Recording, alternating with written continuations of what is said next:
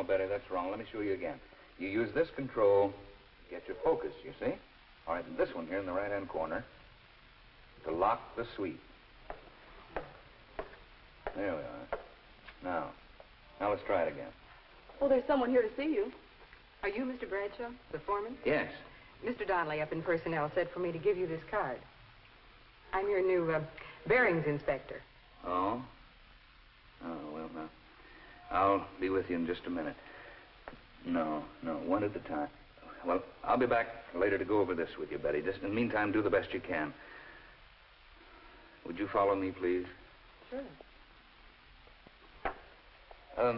Just have a seat here. I'll be back shortly.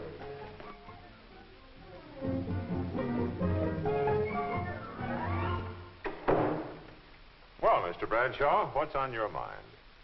Bearings inspector. She's a good one, too. Just look at that record. Okay, now, Walt, you've had your little joke. Give her to somebody else. I asked for a man. We don't have a man with her qualifications. Seriously, Brad, if you treat her right, she might make you a darn good employee. What do you mean, treat her right? Get that chip off your shoulder. What's wrong with her? She's a woman, isn't she? Now, wait a minute. You got a lot of women in your department. What's wrong with one more? Did you ever hear of the straw that broke the camel's back? They're good workers. Accurate, quick to catch mistakes, a lot of patience. Yeah, but that comes out of books.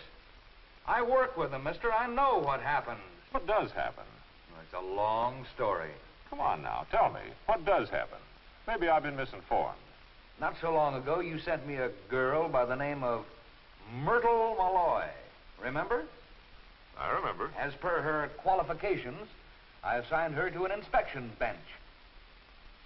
Well, in a matter of days, that bench looked more like her dressing table.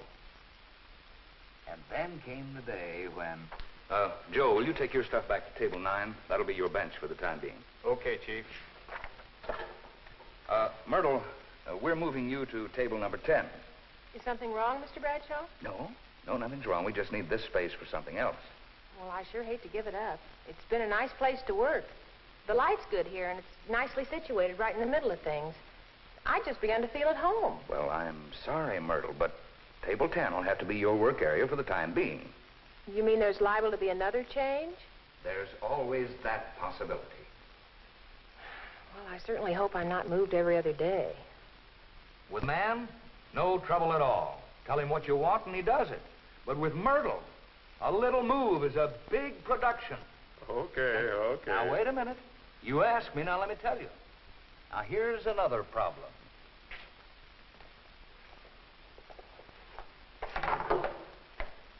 Oh, Mr. Bradshaw, I wanted to tell you that the date is set for my marriage. I'll be leaving soon. Marriage? Mm-hmm. I thought you just got engaged. Well, I told you about it 6 months ago. We were only waiting till we could find a place to live. 6 months ago? Oh, brother. Well, how soon are you leaving?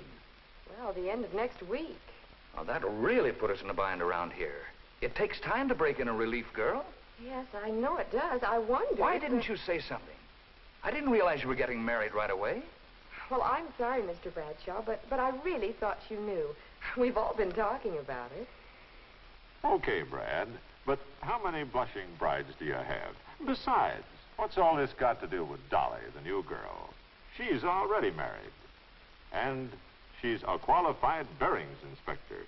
You know what I was doing when this new girl came in a few minutes ago? No. I was trying to cope with one of the biggest problems of all, Walt. Now, in your books, it comes under the general heading of absenteeism among women employees.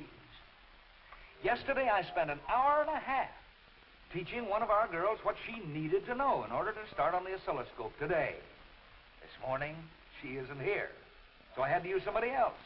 I don't think the girl we got on it now ever pick it up, so I'll probably have to find somebody else. Question. All these things you've been talking about, marriage, absenteeism, personality problems, aren't they really just a part of life? Part of a woman's life, maybe.